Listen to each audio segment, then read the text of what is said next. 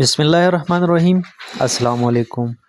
روزہ، روزے کو عربی زبان میں صوم کہتے ہیں۔ صوم کے معنی کھانے پینے وغیرہ سے رک جانے کے ہیں۔ صبح صادق سے سورج ڈوبنے تک کھانا پینا چھوڑنے اور بری باتوں سے رک جانے کو روزہ کہتے ہیں۔ روزے کی اہمیت، قرآن حکیم اور حدیث میں روزے کی بڑی فضیلت آئی ہے۔ قرآن حکیم میں ارشاد ہوا، یا ایھا الذین آمنوا کتب علیکم الصیام کما کتب علی الذین من قبلکم لعلکم تتقون۔ سورۃ البقرہ کی ایک آیت ہے۔ ترجمہ، اے ایمان والو، تم پر روزے فرض کیے گئے جس طرح تم سے پہلے لوگوں پر فرض کیے گئے تھے تاکہ تم تقوی اختیار کرو۔ ایک حدیث میں اللہ تعالیٰ نے فرمایا، ہر نیکی کا ثواب بندوں کے اعمال نامے میں 10 گنا سے 700 گنا تک لکھا جاتا ہے، لیکن روزہ خاص میرے لیے ہے اور میں خود اس کا بدلہ دوں گا۔ حضور صلی اللہ علیہ وسلم نے فرمایا، ہر گھر کا ایک دروازہ ہوتا ہے اور عبادت کا دروازہ روزہ ہے، نیز روزہ گناہوں سے بچنے کی ڈال ہے۔ روزے اور دوسری عبادتوں میں ایک بنیادی فرق ہے۔ دوسری عبادتیں ایسی ہیں کہ ان کا دوسرے لوگوں کو بھی علم ہوتا ہے۔ اگر آپ نماز پڑھتے ہیں تو کئی لوگ آپ کو نماز پڑھتے دیکھتے ہیں۔ جب آپ زکوٰۃ دیتے ہیں تو کم از کم زکوٰۃ لینے والوں کو تو معلوم ہوتا ہے کہ آپ اللہ کی راہ میں خرچ کر رہے ہیں۔ حج میں تو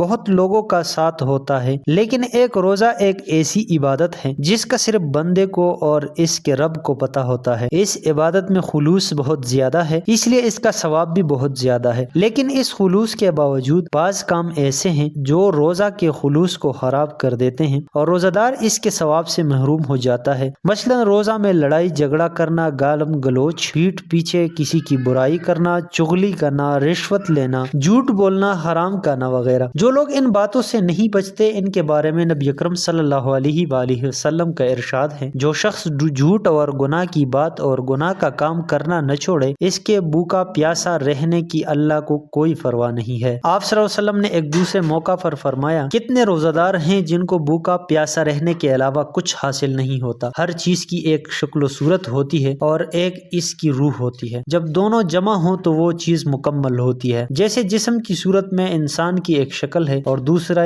اس کی روح ہے، جب دونوں ملتے ہیں تو انسان زندہ ہوتا ہے، اور جب بدن اور روح الگ الگ ہو جاتے ہیں تو وہ انسان نہیں بلکہ انسان کی لاش رہ جاتی ہے۔ اسی طرح عبادات ہیں ان کی ایک ظاہری شکل ہے، مثلا نماز میں رکوع، سجدہ وغیرہ، اور روزے میں بھوکا پیاسا رہنا، لیکن ایک عبادات کی روح بھی ہے۔ اگر ان میں روح باقی ہے تو یہ عبادت ہیں، ورنہ محض عبادت کی شکل ہے اور ان پر کوئی ثواب نہیں ملتا۔ رمضان کے مہینے میں قرآن حکیم نازل ہوا، اسی ماہ میں لیلۃ القدر ہے، جس کی ایک رات کی عبادت 1000 مہینے کی عبادت سے بہتر ہے۔ اس لیے اس ماہ میں اپنا کوئی وقت بیکار کاموں اور فضول باتوں میں نہیں گنوانا چاہیے، بلکہ جتنا وقت ملے قرآن کی تلاوت، نفل نمازوں اور نیک کاموں میں صرف کرنا چاہیے۔ بعض لوگ روزہ رکھ کر سب کام چھوڑ دیتے ہیں۔ نبی اکرم صلی اللہ علیہ وسلم اور صحابہ کرام رضی اللہ تعالیٰ عنہ نے تو شدید گرمی کے زمانے میں روزے رکھے اور خدا کی راہ میں جہاد کیا اور تبلیغ فرمائی۔